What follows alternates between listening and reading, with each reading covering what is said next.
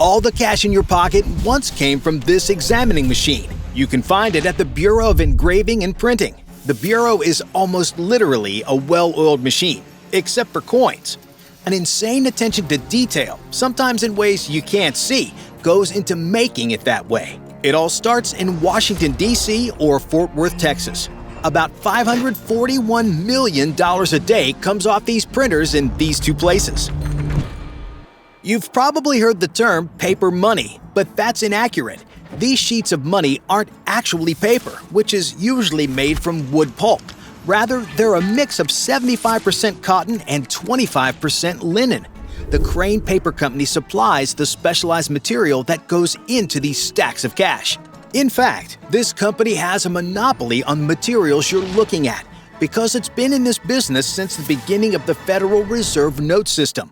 It's illegal for anyone else to possess. As you might imagine, each unit has embedded security features. You won't see them in any of these bills coming off the assembly line, but there are red and blue security fibers embedded in the material and distributed randomly. These bills also host other new features. Although they're not included on any $1 notes, there are subtle background colors. Larger denomination notes will have a portrait watermark that you can see when you hold it up to a light, just like this. There's also ink that actually shifts color when bills are tilted. There's something else too. In all but $1 bills, there's an enhanced security thread that describes the denomination when you hold it up to a light, like you're seeing now. These threads are special. They're transparent and glow when you put them under ultraviolet light. Your eyes can't see ultraviolet light unassisted, but here's what the thread looks like in case you were curious. Different denominations will glow in different colors. Every bill in these stacks of money is an enhanced security document, but like most complex pieces of manufacturing, they didn't get that way without careful planning. As you can see here, the designs on the currency are first drawn out by hand. Once these hand-drawn designs are finalized, steel plates will be created for the Bureau's printing presses. And that's a whole task in itself. Look and you'll see that these steel engravings are also created by hand through the use of a pen called a pantograph. A script engraver carves the final design into the steel plates, which are replicated into this printing template called a master die. The process can take 8 days from beginning to end. But these plates aren't ordinary steel. To withstand the extreme pressures you'll soon be seeing, they are chrome-plated. That's why they look so shiny. Fortunately, once one of these plates is created, the individually engraved elements like the portrait in the center of the bill and the text on it are combined like a jigsaw puzzle with the use of a transfer press. This is a process called siderography. Plastic master plates get transferred from siderography and used by plate makers to create hundreds of identical plates at a time. This process works well for all the dollar bills in circulation. But there's something special about old Benjamin Franklin, and that leads to an interesting question. You might have felt that distinctive blue ribbon on the last $100 bill you held. It's different from the other money in your wallet, right? That's because modern $100 bills use that 3D ribbon to provide some extra protection against counterfeiters. Every bill has other enhanced security features that begin with their precision plates. Those features are possible through a process called microprinting. Have you ever noticed the small but distinctive lines and dots on the money you hold? Take a bill and look for them. You'll find them here, here, and also here. But you just won't find the microscopic text cleverly placed within them on certain parts of the bill. For example, here's a $100 bill. Notice Ben Franklin's collar? The phrase, "The United States of America," is found there. The phrase, "USA," is at the bottom of the portrait in similarly sized letters. Microprinting is very hard to duplicate, so if people who know what they're looking for find illegible letters, they found a counterfeit.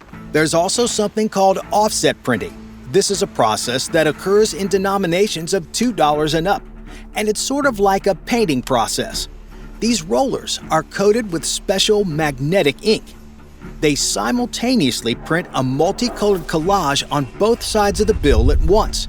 $1 bills skip this process, which is why they feel a little different than the others you're carrying around once you start paying attention. This ink has a journey of its own. It starts here on the engraving plates and then goes to soft rubber blankets. From there, it's put onto the money. These machines are a lot bigger than they appear on your screen. They're 50 feet long and weigh a whopping 70 tons. But size and weight don't mean they aren't fast. Look at these stacks of money and you can guess at how quickly they can churn out money. 10,000 sheets per hour can come off these presses. But the people behind these machines don't leave anything to chance. Here, they're inspecting bills. After every 500 prints, they'll pull a sheet out and look at them up close to see if everything is being done correctly. There's another type of printing that leaves its mark on your money. It's called intaglio printing.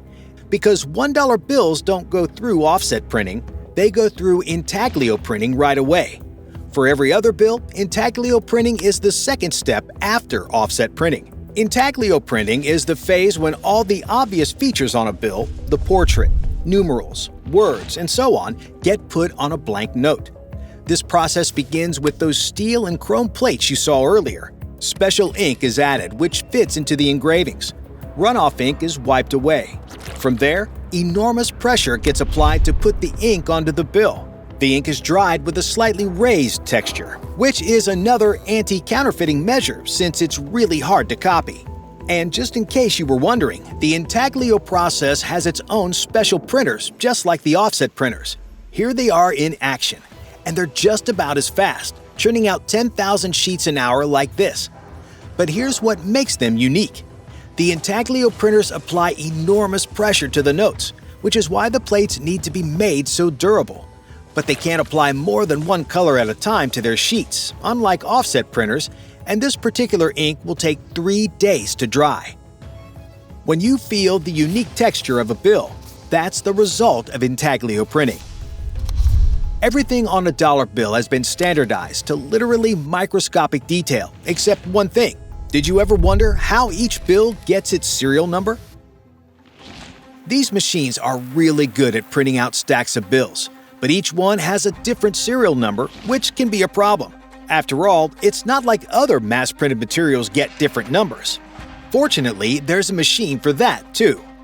This letterpress machine puts the finishing touches on an individual bill, and you can see all the details here. They include serial numbers, which are in green or black ink, depending on the denomination, but also the identification numbers and the seals of the Treasury Department and Federal Reserve. Take a look at the number to the bottom right, too. If you're holding a $10 bill or higher, that number will have a distinctive texture when you feel it. It's made of color-shifting ink. As you can see here, the number shifts from a copper color to green depending on the angle you view it under, which is also really hard to counterfeit. Okay, so now that the bill's been through this journey, it's ready for circulation, right? Not quite yet. It first has to go through this machine called the Offline Currency Inspection System. It's a combination of cameras and specialized software. 2.5 sheets per second pass under the gauntlet of these cameras. They look at both sides of a bill at once for an efficient layout. The cameras can pick up errors with incredible precision. If something gets flagged, one of these employees will closely look over the money. The offending notes will then be discarded, but not the entire sheet. They'll save any good notes. That means each individual note you're holding went through a unique sterilization and inspection process, even in mass production. Who knows? That serial number might be worth something much more valuable than the number on the bill someday. With final inspections done, the bills are ready to take their final journey. That final journey begins at the Bureau's facilities in Washington and Fort Worth.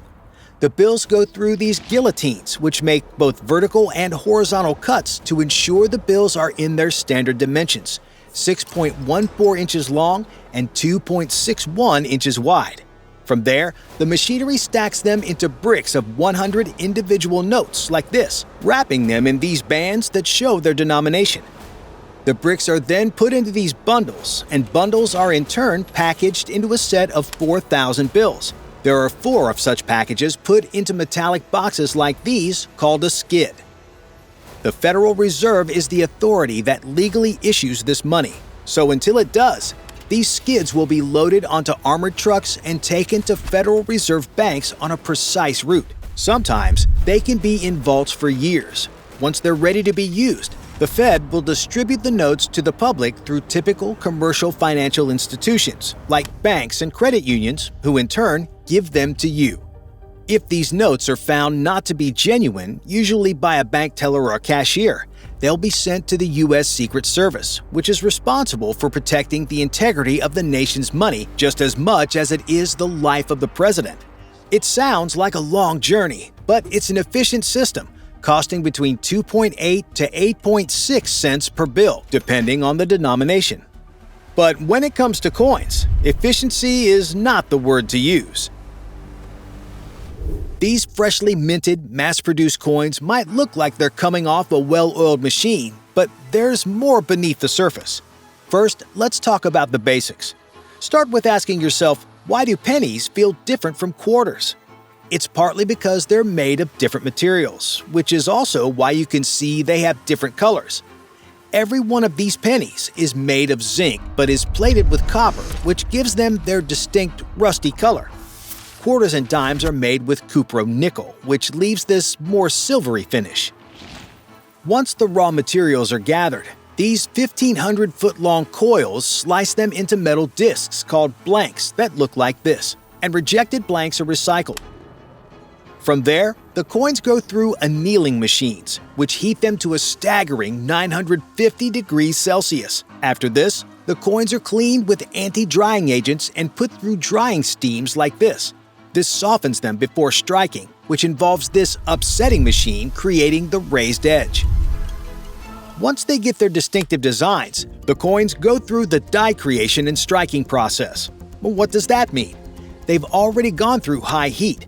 Now they're about to go through extreme pressure thanks to this striking machine, which can press between 60 and 160 tons of force. These conditions create the sharp details on coins that you're used to seeing. Some designs require multiple strikes. Once striking is complete, coins are inspected for errors, and if they're all clear, weighing machines will weigh and count them. Then they're bagged and shipped to the various Federal Reserve banks just like bills. But the ancient art of coin making has become controversial in recent years, as money becomes increasingly electronic.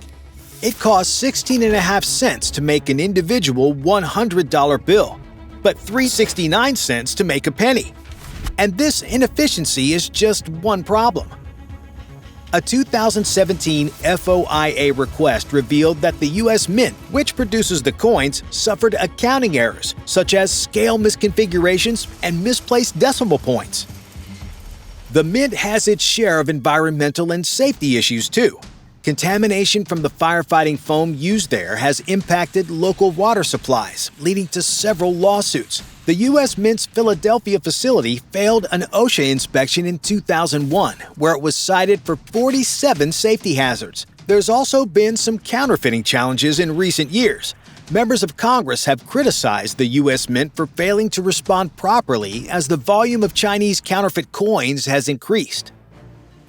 While the days of coins might not be limited yet, these criticisms mean that there may come a time when they will be. So look at them for now, and the bills alongside them for that matter. These aren't just units of money. They're works of art, driven in part by the elaborate ways counterfeiters try to knock them off. Bye for now.